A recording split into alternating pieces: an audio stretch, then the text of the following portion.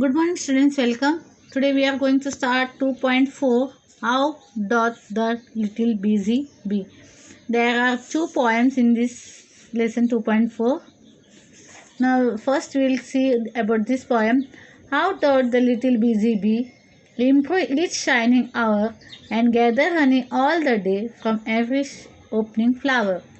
How skillfully she builds her cell, how neat she spreads her wax, and labors hard to store it well with the sweet foods she makes. Okay, so here in this poem, what the poet is telling about the bee, how busy the bee is. It keeps on moving, you will always hear the humming sound of that bee. It is always busy over there building her nest, building our house. Okay. The poet is saying that the little bee is very busy collecting the honey all day long from every bird and has begun to bloom. मतलब इतनी busy है, हर एक खिले हुए फूल के पास हो जाती है, वहाँ से वो हनी कलेक्ट करती है और अपने कोम में वो हनी जमा करती है. Improve her shining hours and gather honey all the day from every opening flower. The poet also mentioned that she keeps on improving as the time passes. जैसे ही टाइम पास होता है वो अपने में उसमें काफ़ी इम्प्रूवमेंट आते हैं. It very skilfully she builds a cell. वो हर एक सेल को अपने बिल्ड करते अच्छे से, और वो जो सेल देखने के लिए ऐसा लगता है कंपार्टमेंट की तरह लगता है. And that is called as the honeycomb. जो जहाँ पे वो हनी ये करती है, स्टोर करती है, that is called as the honeycomb. तो उसके हर एक सेल को बड़ा ही प्यार से वो ये बनाती है. It looks like a compartment, एक कंपार्टमेंट के कमरे की तरह लगता है वो. She spreads the wax very neatly. जो वो नेक्टर वो जमा करती है हर फ्लावर से, उसको बहुत अच्छी तरह से उस हनी कोम में स्प्रेड करती है और उसमें स्टोर करके रखती है. Whatever she prepares the sweet food. How skillfully she builds a cell. मतलब वो बहुत अच्छी तरह से अपने सेल को वो बिल्ड करते बांधती है. How neat she spreads her wax. बहुत अच्छी तरह से वैक्स को भी वो स्प्रेड करते हैं, बहुत मेहनत करते हैं वो एक हनीकॉम्ब तैयार करने, या we can say to collect all the nectars from the flowers. So she's always busy working over here, humming in here, then collecting the nectar from every blooming flowers. हर एक जो फ्लावर खिले हुए हैं उसमें से नेक्टर कलेक्ट करके और काफ़ी मेहनत करके वो अपना एक हनी बी का कोम तैयार करती है. बहुत ही खूबसूरत नक्शे जैसे उनकी हनी कोम होती है. It's look like a compartment, एक शेल की तरह वो नज़र आती है. So in this poem the poet has mention how the busy working in at preparing the honeycomb. You can see here the honeycomb and all. जिस तरह वो बिल्डर्स का नॉर्म अगर पास जाके देखो तो उसके honeycomb को it will look like this, ऐसे डिज़ाइन पैटर्न में होता है. तो very skilfully it is said that the poet is saying it is very skilfully the honeycomb is built. Now the next poem, that is a parody. A parody means a piece of writing. एक लिखा हुआ चीज़ जो imitate करता है, style करता है of other, मतलब दूसरे का नक्ल करना. You can say that parody मतलब एक इसके ऐसे लिखा जाता है कि किसी चीज़ की नक्ल करके हम बताते हो. जैसा हम किसी जानवर का आवाज़ ही निकालते हैं या कोई एक इंसान दूसरे इंसान का नक्ल उतारता है. तो इस तरह parody means that imitating that.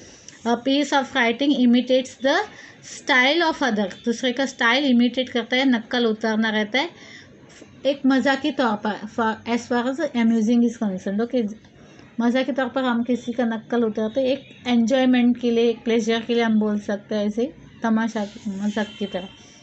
Now let's see what the poem is there. How doth the little crocodile improve his shining tail and pour the water of the Nile on every golden scale. How cheerfully he seems to grin, how neatly spreads his claws and welcomes little fishes in with gently smiling jaw.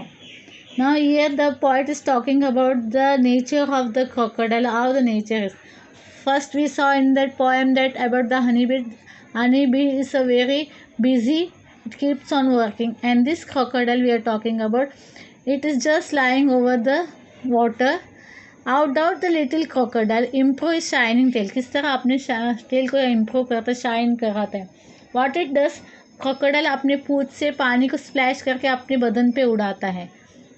Out the little crocodile improve his shining tail and pour the waters of the Nile on our every golden skill. Just splashes our tail over the water. पानी के पर अपने पूंछ को जब ये करती है, splash करती है, तो सारा पानी उसके बदन में आता है. So they are telling that improving the shine on every golden scale. अपनी बॉडी का स्केल्स को किस तरह गोल्डन की तरह वो चमकाती है हर बार पानी स्प्लैश करते करते. How cheerfully he seems to grin. How neatly spreads his claw.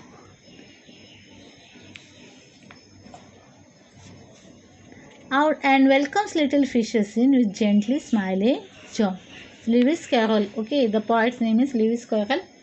And so what the poet is saying, the little crocodile is makes the shining tail look better. The crocodile is trying to make his tail look more shining yellow.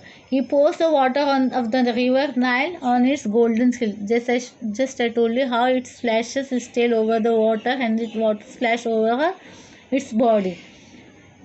It grins cheerfully and spread its claw. वो ऐसा चेहरा बनाता है जैसे कि वो मुस्कुरा रहा है. And spreads his claws neatly. अपने जो क्लॉस रहते हैं पैरों के जो ये रहते हैं उसको बहुत ही अच्छे तरह से स्प्रेड करता है. And it will welcomes the little fishes into his jaw. मुंह खोल के एक करके सारे फिशेस जो रहते हैं रिवर को उसको वेलकम करता, मतलब it is eating that fishes. वो अपने फिशेस को जो फिशेस रहते हैं वहाँ पे उसको वो खाता है, keeping his mouth open. Which seems to be smiling gently. और वो ऐसे स्माइल ऐसा लगता है, हमें लगता है कि वो स्माइल कर रहा है, बट वो क्या करता है, फिशेस को अपने अंदर मुंह के अंदर लेने के लिए अपने मुंह को वो थोड़ा सा खोल के ऐसा दिखाता है जैसे वो मुस्कुरा रहा है. तो it is welcoming the fishes. तो this is what we are seeing here. See it is shown in the picture. So in this lesson 2.4 we had 2 poems. One was about the busy bee and the other is about the crocodile who's just lying over the water and waiting for the fishes to come inside its mouth, and even splashing it, making his body shine with the help of the water splashing over from his tail, with the help of his tail. Okay, bye. This is what in this poem and poems. Bye. See you in the next lecture.